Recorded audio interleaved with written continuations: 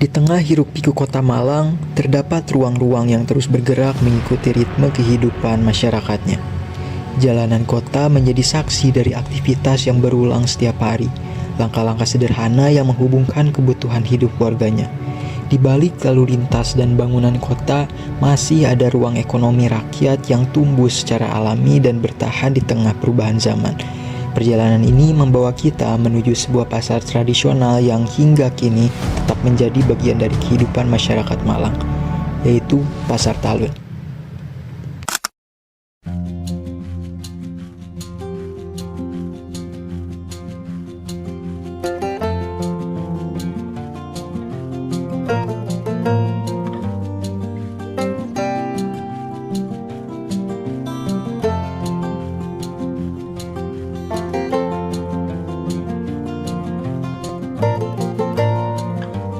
Pasar Talun mulai dibangun sejak sekitar tahun 1999 di masa kolonial Belanda.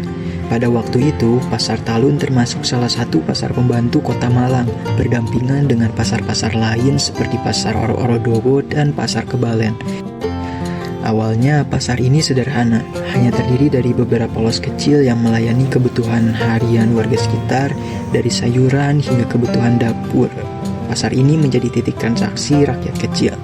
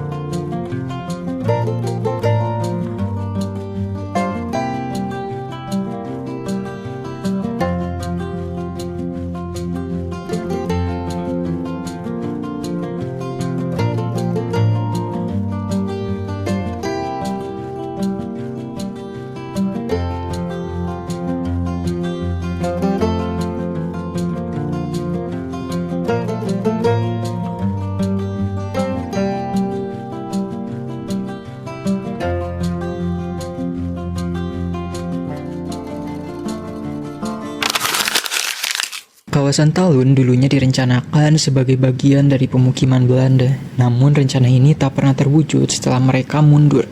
Meski begitu, jejaknya masih terlihat dari rumah-rumah kuno di sekitarnya. Konon orang-orang Belanda kerap berbelanja bahan makanan di Pasar Talun. Dulu pasar ini ramai oleh warga dari berbagai gang, meski kini keramaiannya perlahan berkurang.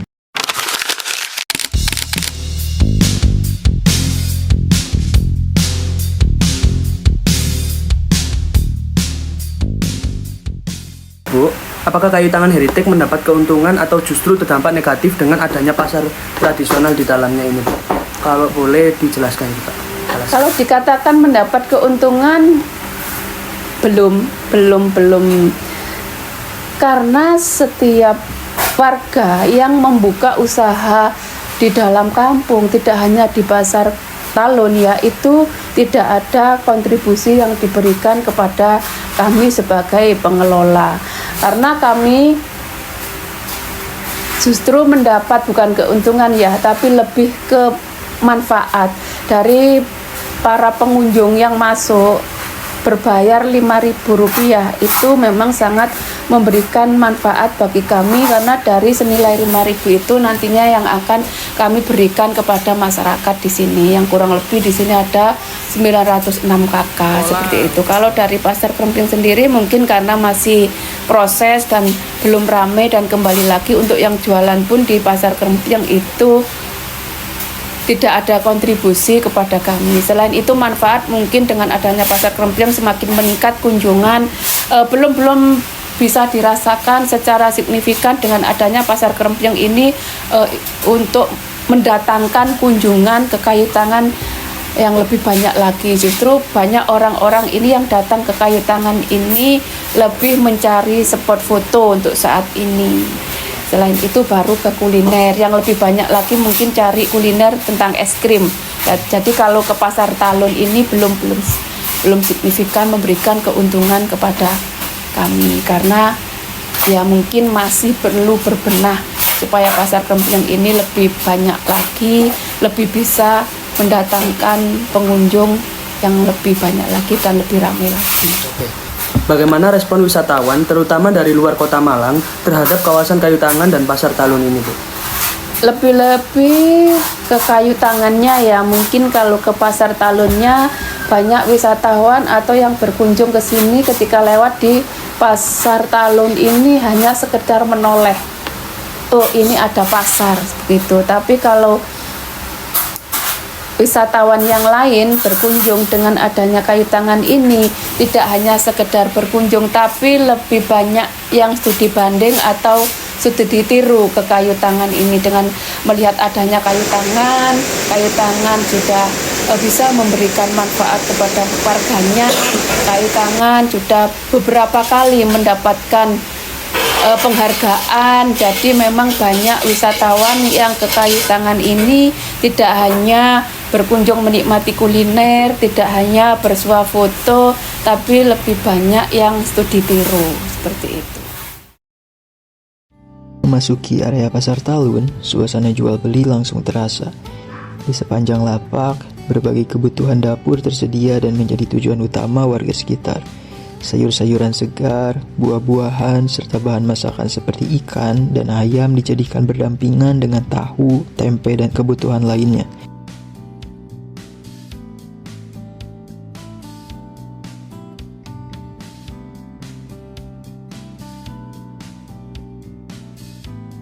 Di beberapa sudut, jajanan sederhana seperti gorengan juga menjadi pilihan bagi pengunjung yang datang. Aktivitas ini berlangsung hampir setiap hari, mengikuti ritme pagi dan siang ketika warga datang untuk memenuhi kebutuhan rumah tangga mereka.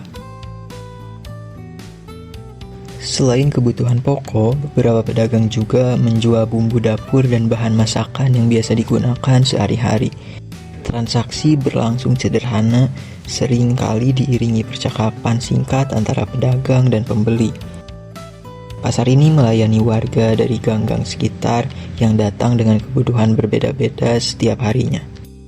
Dalam keseharian tersebut, Pasar Talun menjadi bagian dari rutinitas warga tanpa banyak perubahan dalam cara jual belinya. Meski tidak terlalu luas, Pasar Talun tetap menjalankan fungsinya sebagai pasar rakyat yang melayani lingkungan sekitarnya. Ragam barang yang dijual di Pasar Talun menunjukkan kebutuhan sehari-hari masyarakat di sekitarnya. Setiap lapak memiliki peran masing-masing melayani pembeli yang datang dengan keperluan berbeda. Aktivitas jual beli berlangsung dengan cara yang sederhana tanpa banyak perubahan dari waktu ke waktu. Dalam suasana seperti inilah, pasar berfungsi sebagai ruang pemenuhan kebutuhan, sekaligus bagian dari kehidupan sehari-hari warga sekitar. Melalui kegiatan jual beli yang terus berlangsung, Pasar Talun tetap menjadi tempat yang dikunjungi mengikuti ritme keseharian masyarakatnya. Pasar Talun is more than just a traditional market. It is a place where daily life happens, where people come to meet, to talk, and to fulfill their everyday needs. Di ruang sederhana ini, aktivitas jual beli berjalan berdampingan dengan kebiasaan lama yang masih dipertahankan. As the city continued to change, Pasar Talun quietly followed its own rhythm. Here, history is not written in grand monuments, but reflected through routine interaction and small moments. Melalui Pasar Talun, kita bisa melihat bagaimana ruang tradisional tetap memiliki makna di tengah kehidupan urban. A simple market, yet deeply connected to its people and place.